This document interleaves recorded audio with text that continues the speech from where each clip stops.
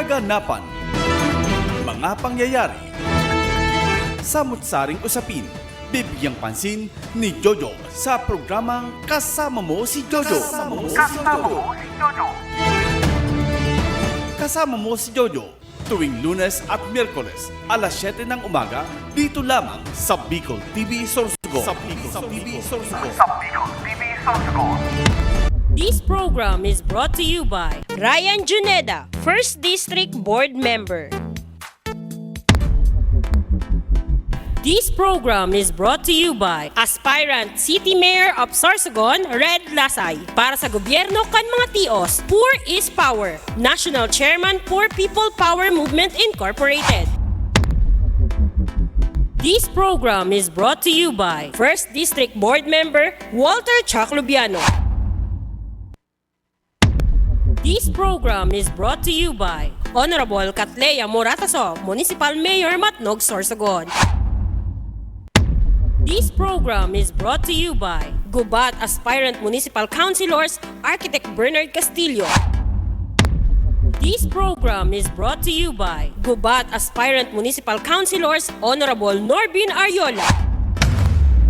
This program is brought to you by Greater Communication Development Institute, Federal Paul Philippine Corporation, Starboard Inn, Blue Bar and Resto, GSA, Gubat St. Anthony and Cooperative, Keeper of Your Trust, Honorable Renalyn May Duca, City Councilor, West District, Sorsogon City, Derm Pure Aesthetic and Wellness Center, City Councilor Danny Dilaja, Bacon District, Mixed Resto Bar, Angel Resort, Honorable Ellen Ativo, Villa Soto Resort, Tina's Hotel and Resort, Rohel Polleros Botox, Mais Hotel and Resort, Mais Cafe, Director Victorino Bitong Daria, Attorney Crunimar Escudero III, Folleros Botox Builders and Design, Ian Renovalles, sa pagtulong mabilis. Sorsogon 2 Electric Cooperative, Honorable Sammy Rialuyo ng Barangay Kabidaan, Sorsogon City, SM City Sorsogon, Honorable Lubimir M. Lubidina of Pilar, Sorsogon, Solis Institute of Technology, Bulan, Sorsogon, Miss R.C. Glipo, former board member, 2nd District, Sorsogon, Honorable Gloria L. Alindugan, Mayor of Huban, Sorsogon, Hershey's Food and Refreshments. Isang magandang Lunes sa buwan ng Nobyembre, petsa 25 po ng kasalukuyang taon. Diyos maray na aga po sa gabos na taga-hinanyog asin taga-subaybay kan sa tayong programang Kasama Mo si Jojo. Of course, digdi lamang po yan sa Bicol TV Sorsogon. Medyo nagpaparauran-uran nyo amoy ng panahon ng ng amihan. Anyway, may nagre-request po digdi sa tuya. Gusto ko lamang po ipaabot sa iyo na baka daw po pwede i-Tagalog o di kaya i-English ta. So sa mga tataramon. Anyway, pagbibigyan po natin sila kasi po marami po pala tayong followers, mula po doon sa kamay nilaan at lalo po sa ibang bansa na nanonood po sa atin, sa ating mga live edition dito po sa Bicol TV Sorsogon, sa lalo na po sa programang Kasama Mo si Jojo, kasi po ang ating mga napag-uusapang mga issue, medyo malalalim, kaya sisiguraduhin po namin na, well, of course, sabi nga ninyo na sana mapagbigyan kayo na kung pwede i-Tagalog. Sige po, itatagalog po natin lahat ng ating mga pag-uusapan. Kasi po nga, gusto rin po natin ipaalam na ayaw din po namin na ang nakakaintindi lang po sa amin dito sa aming programa ay yung mga Sorsoganon. Pati po, ang lahat po ng mga Pilipino dapat nakakaintindi po. Lalo-lalo na sa mga usapin na dapat nating maintindihan at maunawaan.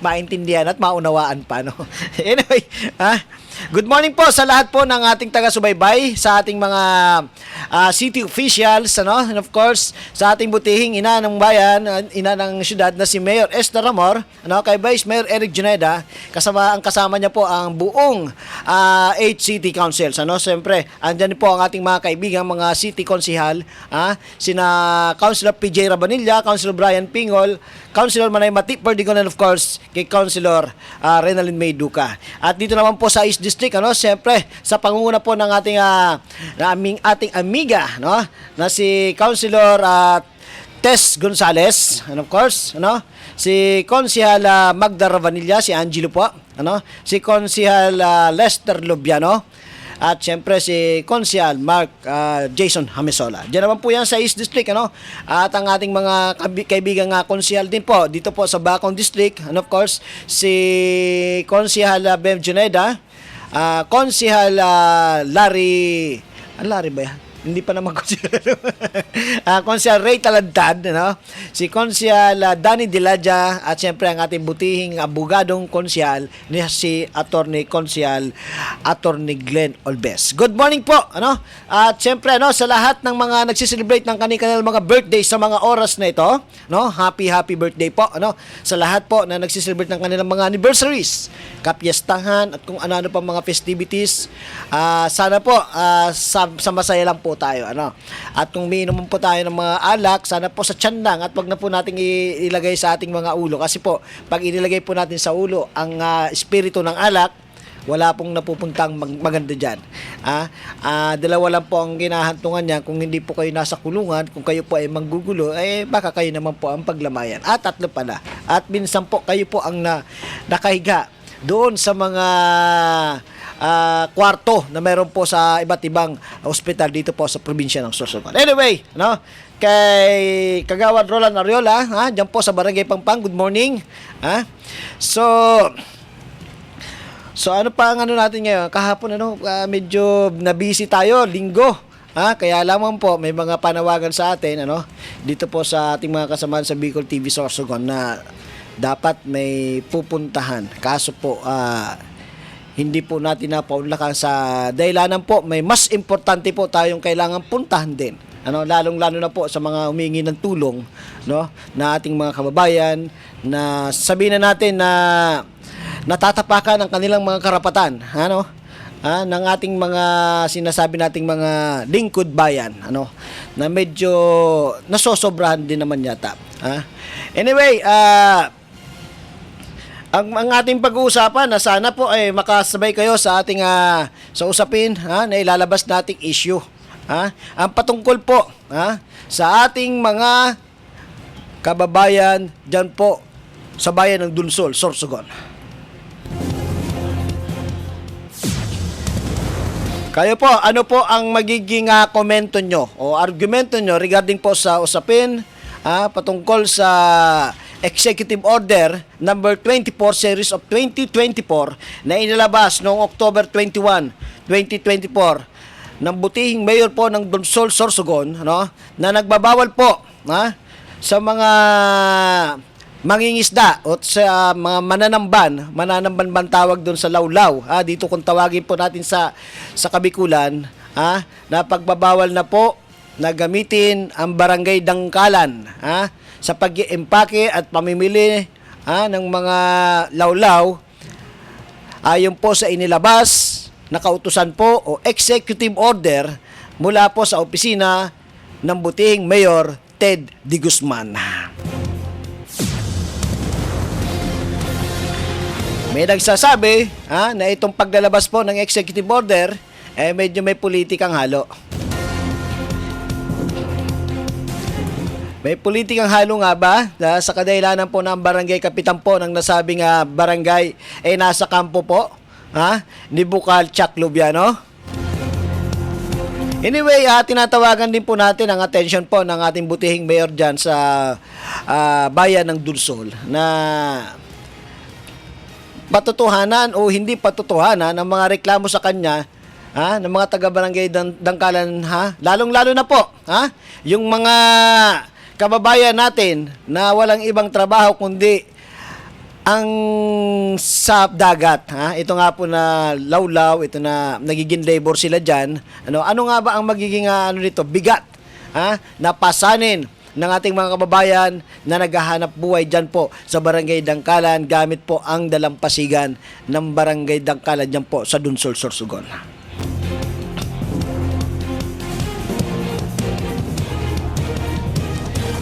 At bago po natin umpisahan yan, maligayang pagbati po sa ating mahal na konsihal dyan po sa Huban, Sorsogon. Belated happy birthday po pala kay Kagawad Ray Guab. sa kanyang 50, ano na nga, ilang taon na nga ba ito si 49 years old na ito si Kagawad Regwa, batang-bata pa. Still going alive and kicking. Happy birthday po kay Councilor Regwab ng munisipyo po ng Huban. At kayo naman po ay independent candidate sa pagiging konsyal ulit diyan po sa munisipyo ng Huban.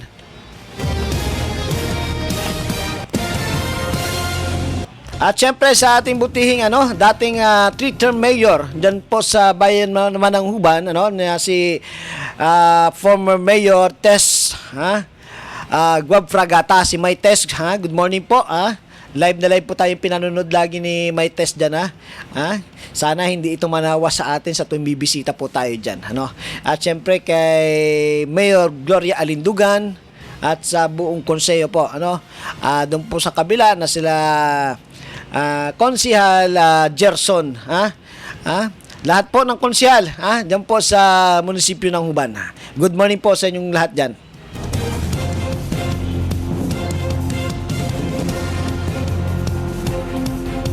Lunes na naman may session po diyan po sa Kasiguran, Sorsogon at ang ating mga kasamahan po sa mga nagpaplanong pumunta po dyan, get well, good luck po sa inyo dyan. At sana magandang usapan at mapag-usapan dyan sa session dyan sa bayan ng Kasiguran. Siyempre sa ating kaprimo na si Vice Mayor Dennis Escudero, kay Tito Mon Escudero, kay Councilor Tito Mon Escudero, good morning. At sa buong konseyo po, lalo po kay Ma'am Mines, kay Mayor ng Kasiguran na si Ma'am Mines Hamor.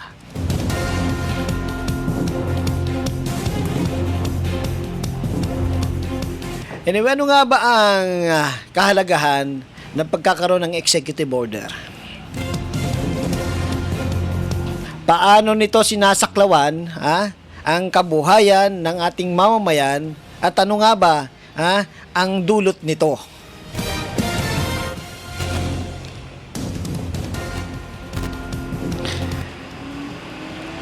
Kagabi, nag-research ako regarding sa mga executive order. Kasi sa totoo lang, hindi naman po ako ang abogado. Hindi ho ako abogado para magmarunong sa mga bagay na are.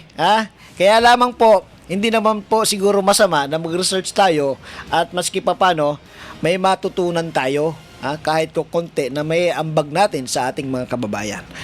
And with the high respect to Mayor Ted D. Guzman, kagagaling lamang po natin sa magkakasunod na bagyo.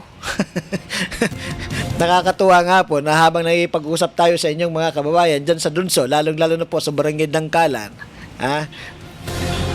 nasabi nila, after ng bagyo, panibagong bagyo ang pumasok sa kanila.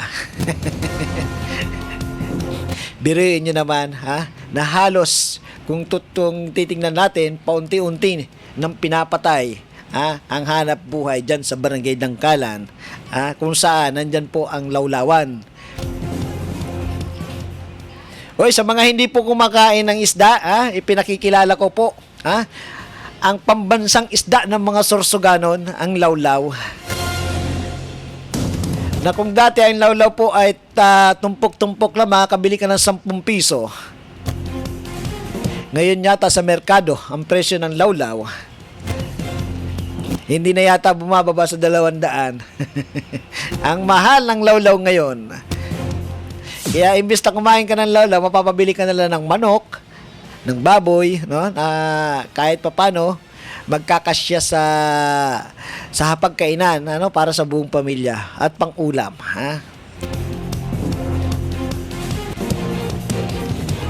Gusto ko sanang matutunan pa paring Harold, yung araw-araw na magre-report tayo diyan sa presyo sa pamilihan diyan sa Sorsogon Public Market.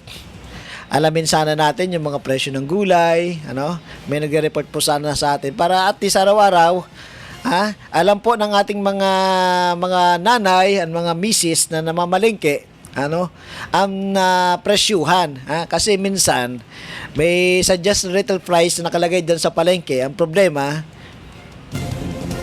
hindi naman nasusunod. Kaya nga minsan nananawagan tayo sa DTI na kung pwede lamang po sana Huwag naman tayong mag-stay dyan sa aircon nating kwarto.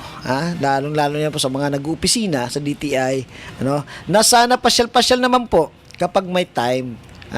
Huwag naman po nating hintayin pa na pupunta lang dyan para mag-complain sa inyo. Kasi kapag oras na ng complain, maggagawa pa ng formal letter para po kayo po mismo matugunan. Pagdating niyo po doon sa inireklamo, na ayos na po.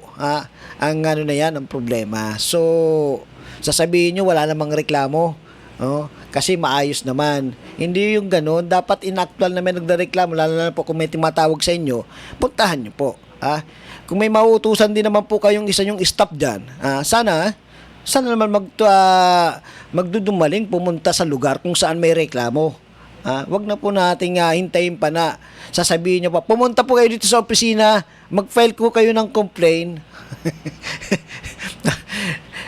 Magpa-file ka pala ng complaint, pag alis mo dun sa nirereklamo mo, inayos na, lalo na ng timbangan, naku po. Hindi ko po nilalahat dun sa Sorsogon Public Market, kaya lang man po, pati ang inyong lingkod po ay isa po sa nabibiktima, kaya lang, hindi na ho ako nagrereklamo, iniintindi ko na lamang po ang pangangailangan ng mga ito. Pero sana naman, konsiderasyon naman po sa mga naghihirap nating mga kababayan. Kung kayo ay gustong mabuhay, naku po, mas lalo na po ang ating mga kababayan na gusto rin mabuhay at gustong makabili ng kahit papano kumasya ang kanilang mga budget sa pang-araw-araw. Wag naman nating abusuhin ang ibinibigay sa ating karapatan na bilang mga nagtitinda at bilang mga mamimili din, At sa mga mamimili din naman po, sana po kunting konsiderasyon din naman po sa mga nagtitinda. Kunting ano lamang po, pag-usapan na lamang po. Pero kung alam niyo naman pong naabusado na, malapit naman po ang opisina talaga ng DTI at meron po silang opisina diyan sa taas ng market. Nandiyan naman po ang ating mga butihing mga mga administrador diyan sa Sorsogon Public Market, tapikin niyo lamang po, baka sakaling matulungan kayo. Ang alam ko naman dito, hindi naman nagpapalaki ng mga tiyanto diyan sa opisina nila, Andiyan naman po ito sa baba, naglalakad-lakad. So again, sa mga nagrereklamo po, andyan po ang DTI.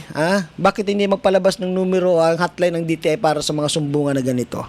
Anyway, good morning po sa aking nina andyan po sa Barangay Talisay, kay Madrina Tetgo, the former barangay councilor. Ilang term na ba itong ninang kong ito sa pagiging kagawad dyan sa Barangay Talisay? Sana sa susunod na election po, kinakampanya na yun. Makabalik naman po, ang mga may laman ng utak, dyan po sa Barangay Council. Hindi ko sinasabi mga walang laman ng utak ng mga nasa kundi sinasabi ko lamang po na sana sa mga susunod na election magkaroon naman ko ng paninindigan sa pagpipili ng mga iluluklok nyong kandidato. Lalong-lalo na po sa ibang barangay, hindi ko ito inaano lang sa Barangay Talisay, kundi ang makakatulong po sa inyong pang-araw-araw na inaapakang barangay, hindi yung makakatulong sa inyo sa pang-araw-araw na ikabubuhay nyo, kundi kung sino po ang makapagbibigay sa inyo ng tamang serbisyo, doon po tayo. Again, kay Kapitana Tatduana, good morning. Nagkita kami ni Kapitana nung nakaraan dito sa may harap ng Kapitolyo. Ewan ko anong ginawa ni Kapitana. Binati ko rin naman po siya. Wala naman kaming masamang tinapay na pinagtatalunan nito ni Kapitana. Sabi ko nga, nung minsan kami nag-uusap nito sa kapihan ni Chatinay, wala namang masama. Siguro serbisyo ang ginagawa niya. Ako, serbisyo din ang ginagawa ko. Trabaho lang, walang personalan. Kung ano man po ang maririnig niya, lalo na po, walang pangalan. Wag naman ko yung masyado paka-overreact. Kasi tayo ay nagbibigay lamang po ng mga mensahe, ng mga suggestion, lalong-lalo na po ng mga issue na dapat sagutin ng ating mga lingkod bayan. Wag po tayong maging balat sibuyas kapag nandyan na po tayo kung saan nagiging public servant po tayo. Bawal hong maging balat sibuyas, ang magiging public servant. Dapat yung pang-intindi, pang-unawa, ano pa tawag dito, dapat up ahead, below the head, mas angat po sa ating mga ulo ang dala-dala nating pasensya at pang-unawa.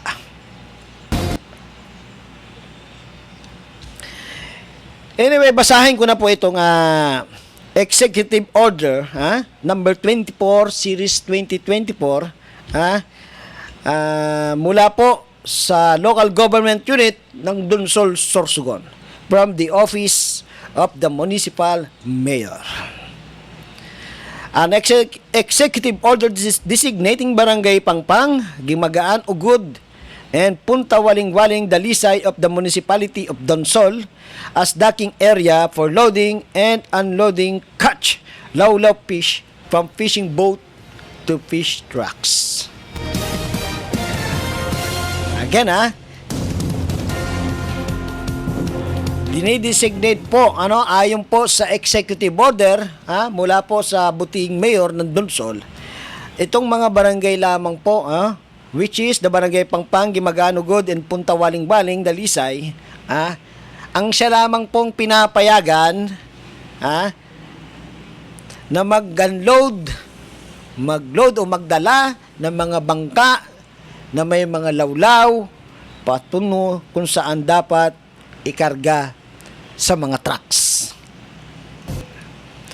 Which is, sabi ko nga po kanina, na ang Barangay Dangkalan, ito yata ang kauna-unahan if I'm not mistaken. If I'm mistaken, kindly correct me po if I'm wrong.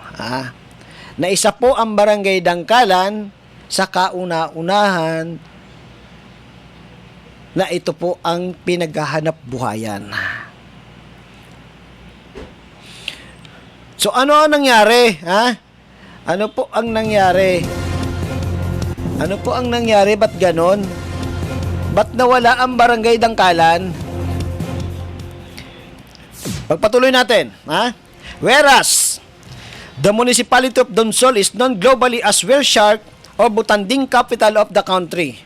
As our municipality's coastal bay is blessed with plankton, the food, and the gentle giant fish. Whereas our coastal beach resorts are in the forefront of whale shark tourism business, which brings forth revenue gains for the municipality that necessitates providing due protection. As the reason for lawlaw fish is fast approaching, that is in the months of November to March, there is need to put things in order such as areas for docking fish boats, parking of fish trucks, among others to avoid mess o kalat, o mga dumi. Yan na.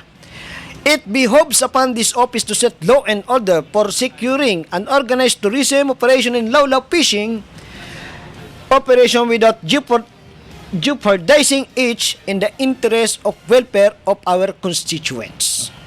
Whereas in henceforth proper and prudent to create a system protecting local tourism and local fishing as we welcome the lawlaw fish season and due recognition of its economic and cultural fruits. Now therefore, I, Honorable Teodoro B. D. Guzman, Municipal Mayor of Donsol, Sorsogon, by the power vested in me by law, do hereby designate Barangays Pangpang, Gimagaan, Ugod, and Punta Waling-Waling, Dalisay of the Municipality of Donsol as docking area for loading and unloading catch lawlaw fish from fishing boat to fish trucks.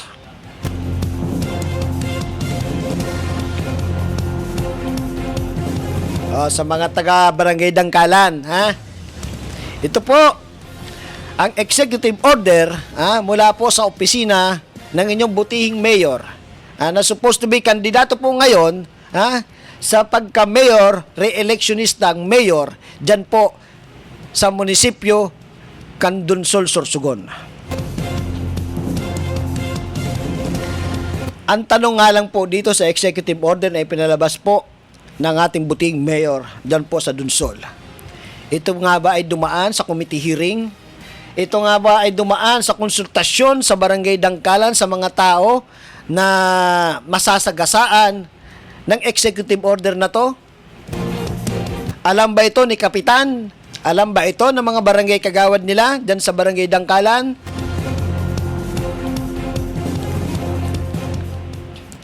Ang kasagutan niyan, kahapon, andun ho tayo sa Barangay Dangkalan sa Donsol. Ba't ganun, Mayor?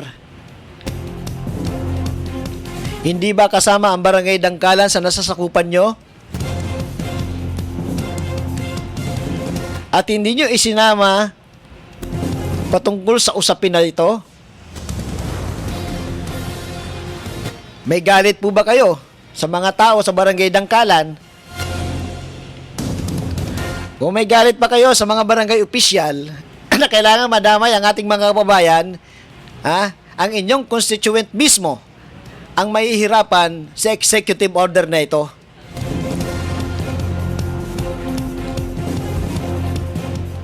It's so sad, na may ganitong mga order ang ating mga sinasabi nating mga lingkod bayan na supposed to be ito po ang nangangalaga po para sa atin. Na halos parang binaliwala ang Barangay Dangkalan sa usapin ng paghahanap buhay. Matanong ko lamang po ang pamunuan ng ating ng opisina po ni Mayor Teddy Guzman. May ibinigay po ba kayong alternatibong paghahanap buhayan ng mismong inyong nasasakupan dyan sa Dunsol?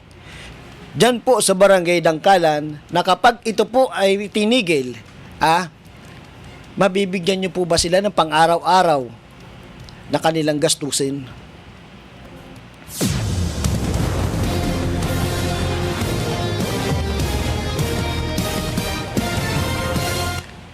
Although, mas mabigat to sana, pasalamat na rin po tayo dyan sa Barangay Dangkalan na ito pong hawak natin ay executive order lamang po. Na pwedeng i-lift ng inyong butihing mayor. Kapag kayo po ay nagsama-sama dyan, hindi ko kayo inuudyokan, napuntahan nyo po ang opisina ni mayor at questionin nyo po ito. Pero pwedeng mangyari, di ba? Kung dito sa syudad ng Sorsogon, nagawa po ito ng mga vendors na sila po ay nagsama-sama sa dahilanan po na lahat po sila doon po sa mga gilid ng kalsada dyan po sa Sorsogon Public Market ay pinaalis ng mga market administrator nitong mga nakarambuan. Pero dahil nagsama-sama po ang mga vendors natin dito sa syudad ng Sorsogon, dagli-dagli ang sumagot at umaksyon ng aming butihing mayor na si Mayor Esteramor. Pero kinakailangan bang gawin pa ito ng inyo pong kababayan, ng inyo pong mga constituentes dyan po sa Barangay Dangkalan, na sila din po ay pumunta sa inyong opisina at makiusap na mayor, karapatan din po naming mabuhay at karapatan din po naming maghanap buhay para sa aming mga pamilya.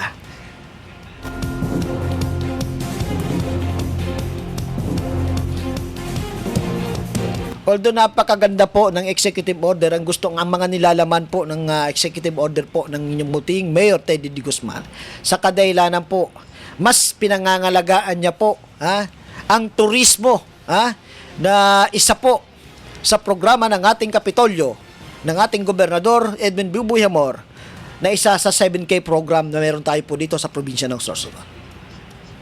Pero, Mayor, doon lamang po tayo sa kagandahan. Doon lamang po tayo sa kagandahan po nag-focus. Pero alalahanin niyo po, Mayor, ang 7K program po ng ating butihing gobernador, ang isa po dyan ay patungkol po sa kabuhayan. Kabuhayan na dapat ibigay po natin sa ating mga kababayan, na tayo po ay gagawa ng mga alternatibo kung sakasakaling masagasa ng ating mga kababayan sa mga programa na gusto nyo pong ipasunod sa inyong mga kababayan. Akalain nyo, mga kababayan, inilabas so ang executive order ng inyong pong butihing mayor dyan sa Dunsol, Sorsogon, na walang konsultasyon na nangyari sa mga residente po ng Barangay Dangkalan. Kaya nga po, nabigla ang inyo pong mga kababayan dyan po sa Barangay Dangkalan na paggising nila, wala na silang pagkukuhanan ng hanap buhay. Wala na silang mapagkukuhanan para ibuhay sa kanilang mga pamilya.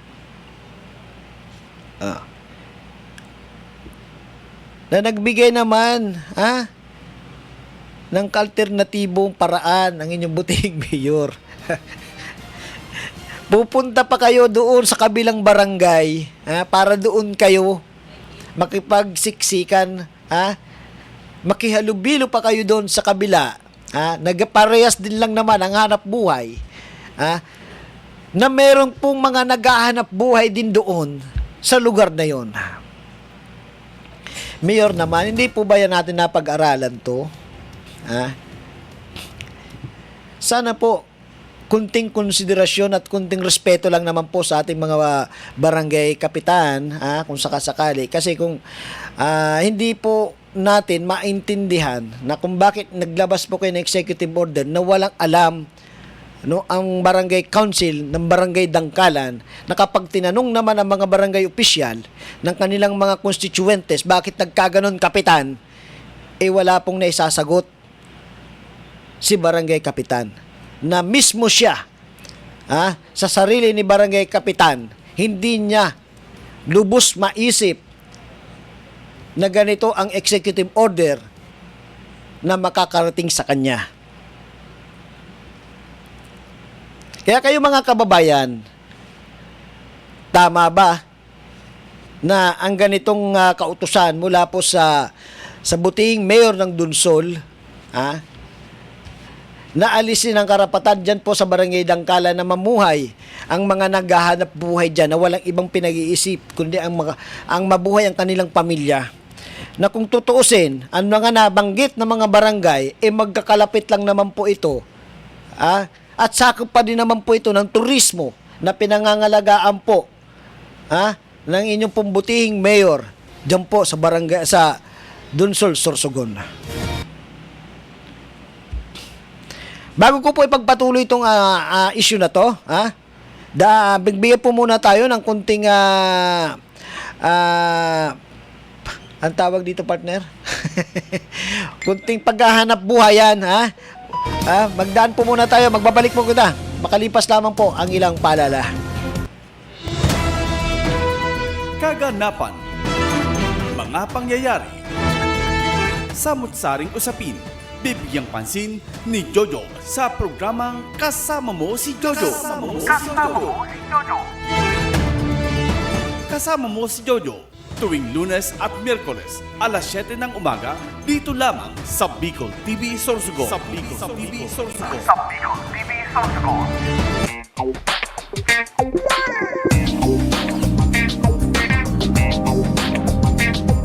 Elevate your staycation as Christina's Hotel and Resort opened its newly renovated private villa designed with an emphasis on comfort and style, making it the perfect choice for family gatherings and even small celebrations. Experience paradise right at your doorstep with their luxurious tropical villas, complete with amenities, free Wi-Fi, air-conditioned rooms, private pools, jacuzzi, and a lot more. They have function rooms for any occasion such as weddings, birthdays, and even seminars. They also have open cottages for day swimming with adult and kiddie pool. For food cravings, worry no more because they have restaurant that offers a wide variety of foods. Have fun and enjoy while singing at their KTV room. Christina's Hotel and Resort is located at Barangay Ginlahon, Sorsogon City. For reservations, contact them at 0908-810-9428 or at their Facebook page, Christina's Hotel and Resort.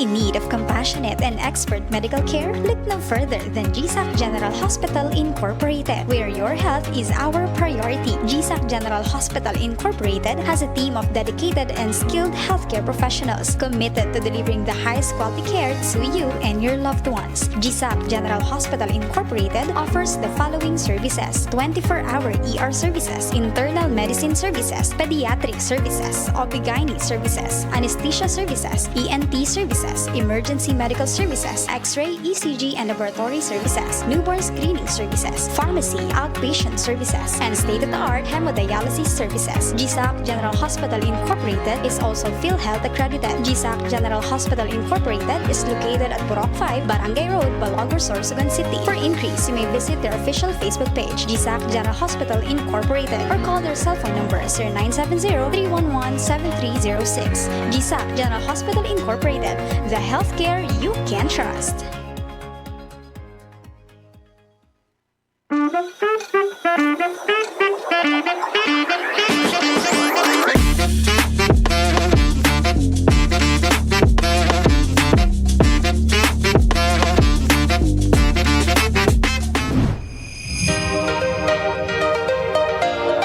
If you're looking for a place to stay, come and visit Starboard Inn. They offer a very affordable and budget-friendly rooms for your needs. They have air-conditioned and non-air-conditioned room with television and free Wi-Fi. Starboard Inn, located at the heart of Sorsogon City. So what are you waiting for? Come and visit Starboard Inn, located at Alegre Street, Barangay Burabod, Sorsogon City, or visit their Facebook page or contact them at 0928-5549864.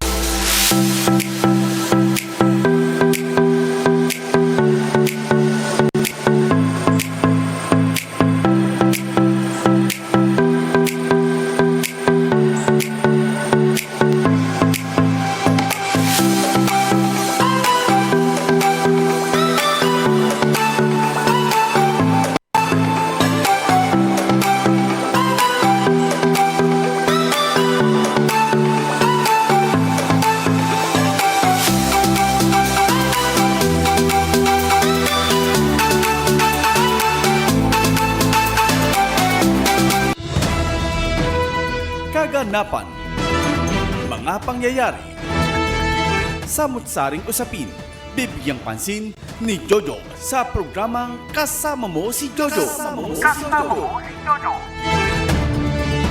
Kasama Mo si Jojo tuwing Lunes at Miyerkules alas 7 ng umaga dito lamang sa Bicol TV Sorsogon.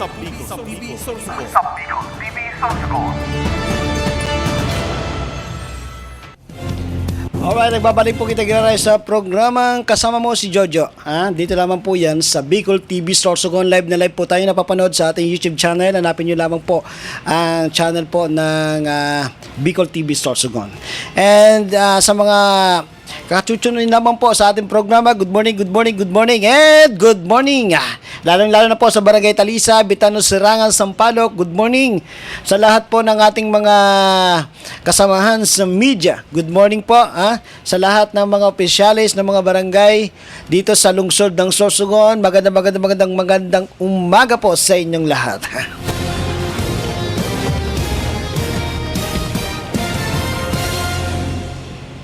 Ito, may babasahin lamang pa akong komento, no? Good morning! More on mga ganitong topic sana ang marinig sa iyong programa. Mapukaw ang mga opisyales na iniluluklok sa paniniwala ng mga constituents na sila ang makakatulong para sa improvements para sa kanilang pangkabuhayan. Hindi dahil iba ang kanilang priority. Sana pakinggan naman nila boses ng may hirap. Tama po kayo dyan, Ninang, ano?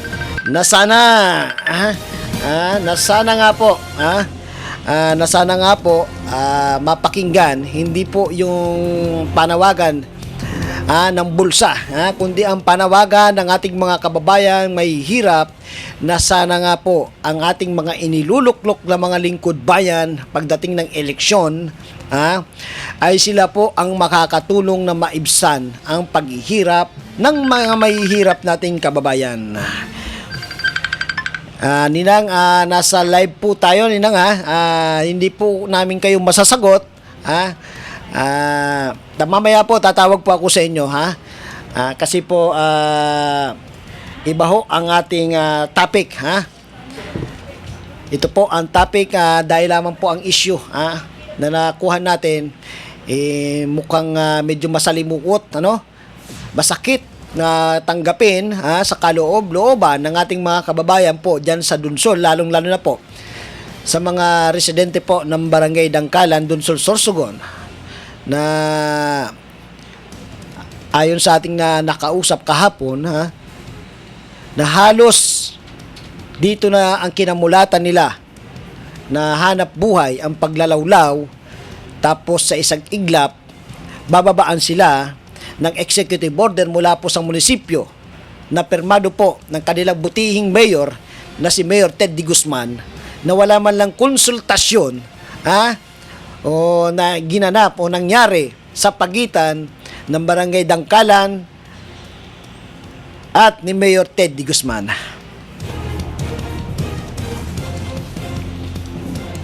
Hindi ko maintindihan bakit sa lahat ng mga daking area dyan na pinagdadalhan ng lawlaw, iisa lang ang hindi nabanggit.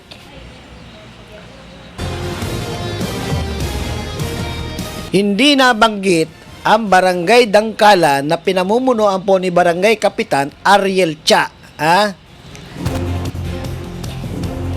na ayon sa ating pakikipag-usap dyan po sa Barangay Dangkalan, if I'm not mistaken, na ito pa lang si Kapitan ng Barangay Dangkalan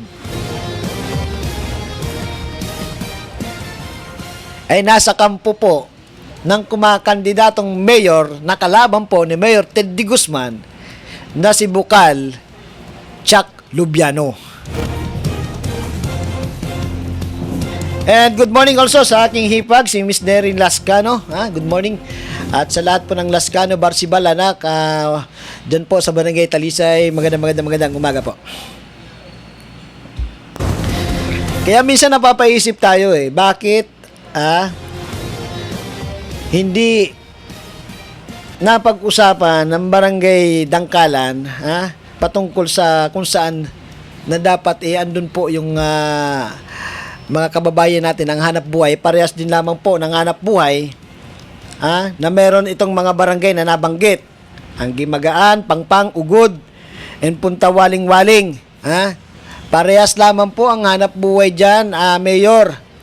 At kung ang pinag-uusapan ninyo dahil sa pagbabawal dito ay ang langsa ng mga isda na galing po sa laot, ito pang mga barangay na ito ay hindi po naglalangsa ang amoy sa palibot, sa paligid dyan po sa mga malalapit sa resort. Ito po bang mga barangay na nabanggit dito na inyo lamang pong dinidesignate, binibigyan po ng karapatan, ay hindi po ba nagdudumi ang kalikasan o ang paligid dyan po sa kahabaan ng inyong Pangpang, dyan sa kahabaan ng inyong baybay ng dalampasigan dyan po sa Dunsol, Sorsogon? Diba? Question yan na dapat sagutin ng inyong butihing mayor.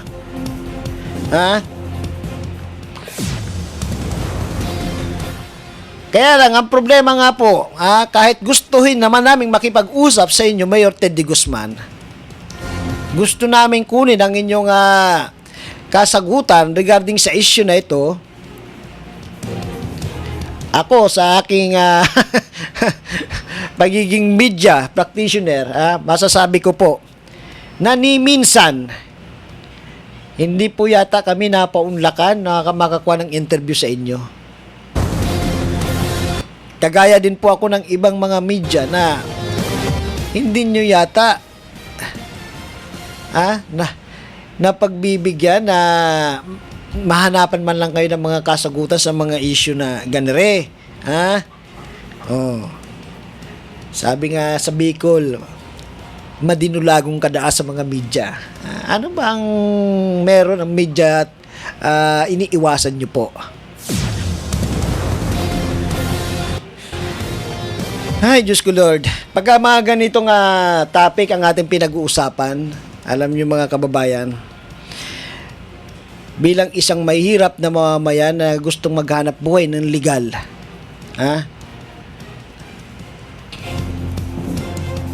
nakakagalit, nakakapanginig ng laman-laman kasi gustuhin man natin na lumaban tayo ng pareha sa mundong ibabaw. Na yun namang mga taong na dapat nagsisilbi sa atin, at nangangalaga para sa atin, yun pa yata ang unti-unting papatay sa atin. Sa ganitong usapin, hindi lamang po yung mga naghahanap buhay dyan na mga labor, kung tawagin natin, mga broker ng lawlaw, dyan po sa Barangay Dangkalan, ang inalisan nyo ng hanap buhay. Kundi pati na rin yung po may mga tindahan dyan na kapag season po ng lawlaw, halos magkautang-utang na, para lang makahanap ng puhunan at magkaroon ng munting stall at magtinda, gagaya ng mga kape, mga tinapay, biscuits, whatsoever, mga sigarilyo. Medyo inalisan din po nyo ng pagkakataon din maghanap buhay. Kasi pag inalis nyo po, yung mga sinasabing maglalawlaw dyan po sa Barangay Dangkalan, may mga tindahan po dyan, na sila rin naman po ang tawag dito, ang dahilan kung bakit sila nagtitinda. Na isipin niyo po, Mayor, halos 2,000 butante ang meron dyan sa Barangay Dangkalan. Hindi ko kayo pinupolitika, binabanggit ko lamang ito, sa kadahilan ng medyo hindi po yata napag-aralan. Hindi, kasi sa akin, ito para lang sa akin. Para lang ito sa akin, opinyon ko lamang po ito. Sana bago tayo maglabas ng mga ganitong kaukulang mga kautusan, sana kahit si Kapitan man lang sana kinausap nyo. Pinakinggan nyo man lang sana ang nasa loob po ng taong siya naman pong pinagkakatiwalaan ng kanilang barangay. Andyan po ang barangay kapitan. Hanap buhay at kabuhayan po ng mga tao sa Barangay Dangkalan ang nakasalalay dito. Hindi po dapat inilalagay ito sa kulay ng politika. Hindi po dapat nilalagyan ng personal ang mga ganitong usapin. Kundi proper discussion doon sa tamang lugar, na hanggat maaari nga po kayo po ang bumisita doon at makita nyo po ang kalagayan ng inyong mga kababayan dyan po sa Barangay Dangkalan. Sana yan po ang ginawa ninyo bago kayo nagpalabas ng ganito. Hindi yung di-disregard nyo lang po ninyo, hindi nyo po isasama sa usapin kung saan ito ho ang hanap buhay ng karamihan dyan sa Barangay Dangkalan. Hindi nyo isasama sa pag-uusap ang Barangay Dangkalan.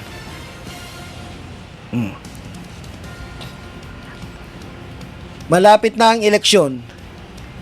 Anong muka ang ihaharap nyo po sa Barangay Dangkalan, sa mga residente ng Barangay Dangkalan na ito po ang hanap buhay?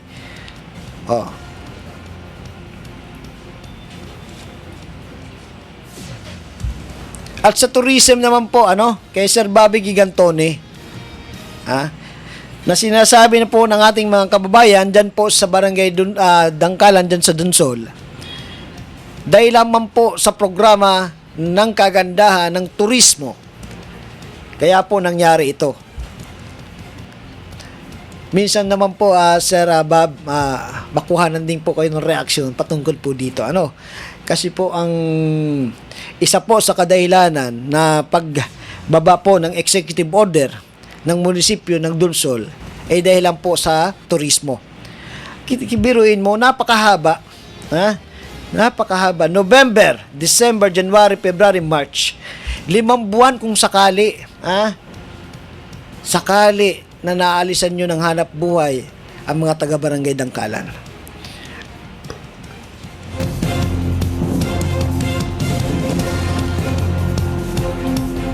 Kaya mga kababayan, kayo na po mag-isip-isip. Kung ito po bang executive order na ibinababa po ni Mayor Ted Guzman dyan po sa barangay Dangkalan, na isa po sa barangay din na sakop po ng Dunsol, Sorsogon, medyo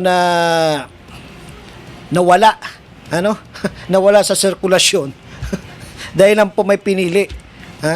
Mas pinaboran yata ni Mayor De Guzman yung mga resort owner.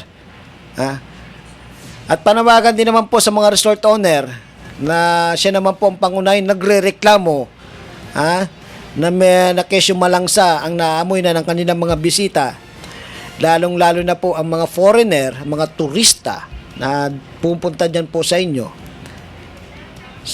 Ito, win-win solution tayo.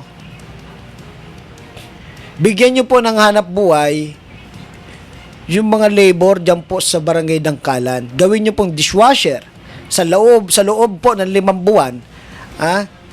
Kasi alam ko yung mga turista, pag nakakakita yan ng napakadaming isda na nagtatalunan habang ibinababa yung mga isda na yan, bumababa sa kanilang mga resort, sa kanilang mga cottages. Nagpapakuha pa nga po ng picture. Hindi nyo po ba alam, na isa, ang lawlaw,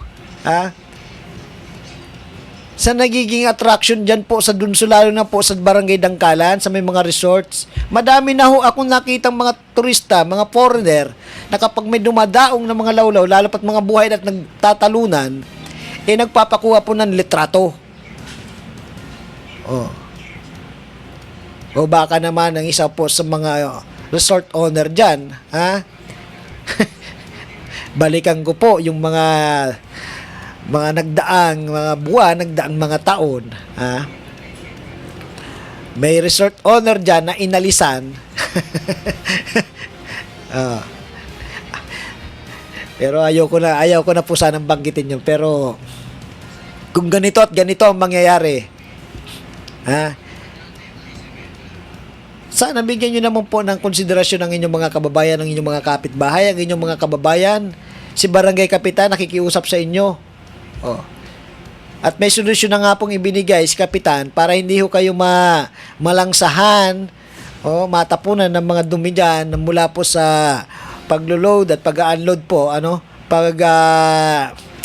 pagdadaking, pagkakarga ng mga ito sa mga trucks na kumukuha ng lawlaw. May solusyon pong ginawa si Mayor, si Kapitan, dyan po sa Barangay Dangkalan, na pwedeng maging tagpuan ng usapin, banggaan ng usapin at magtugma between the municipal and the barangay. Kasi sa totoo lang, ang barangay po, yan po may 3 sangay na mahawak ang mga yan. Ano-ano po ba ito? Andyan pong executive, legislative, at judiciary. Sa Kongreso, ang aram ko, legislative lang ang meron wala sa kanilang ang judiciary, if I'm not mistaken. Kasi yan lamang po ang naanohan ko Ang 3 kasi yung pinagbabasihan kung bakit nagbababa ng mga executive order. Una, ang executive order binababa sa mga pinaka-importante na sakop ang lahat. Kapag ang presidente ng Pilipinas ang nagbaba ng executive order, lalong kagaya po ng panahon ng pandemic na kailangan natin magsuot ng face mask, yan po ang inilalabas, ang pangkalahatan. Nationwide, ang executive order na ginawa dati ni Pangulong Duterte. Pangalawa, yung mga medyo importante lang. Ito po nangyayari na sa mga provinces, pili lamang po. Ang pangatlo naman, yung minimal lang, na hindi naman sakop ang kalahatan. Pwede na dito ang per barangay, which is ang barangay, pwede rin naman po maglatag ng executive order para po sa kanyang nasasakupan. Kasi ang pinaka-importanteng batas na meron po dati, dito tayo sa Pinas, sa bansang Pilipinas, sa napakagandang bansa at napaka-peaceful at walang politikang usapin, ang bansang Pilipinas ay ang saligang batas. Yan po ang Biblia na hawak po ng lahat na meron tayo dito ng mga nakaposisyon sa loob ng Republika ng Pilipinas.